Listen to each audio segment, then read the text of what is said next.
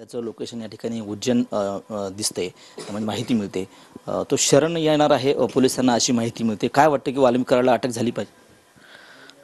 आता आरोपींना तर अटक व्हावी असं ही म्हणजे मागणी आहे आमची। पण जे तुम्ही नाव घेता याबाबत मला तर काही माहित नाहीये। फक्त आरोपींना अटक झाली पाहिजे, माझ्या वडिलांना न्याय मिळाला पाहिजे एवढीच विनंती करते। नक्कीच संतोषराव देशमुख यांची ताई सोबत आहेत। ताई काय सांगाल? बरेच दिवस उलटले, अजूनही 3 आरोपी फरार आहेत।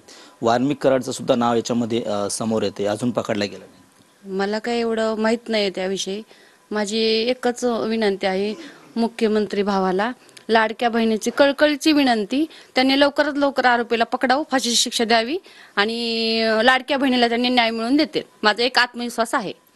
या घटनेचा निषेध म्हणून राज्यभरात ठिकठिकाणी मोर्चे निघत आहेत, आंदोलनं होत आहेत, अद्यापही आरोपींना पकडला जात नाही। कुठेतरी सरकार या ठिकाणी यांना पकडण्यासाठी कमी पडते?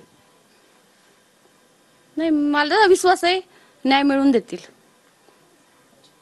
बेटा काय सांगशील? आरोपी अजून पकडले नाहीत, काय वाटतं तुला? आम्ही आज या मोर्चाला आलो, तसेच सर्व लोक इथं उपस्थित राहतील आणि आम्हाला न्याय मिळेल।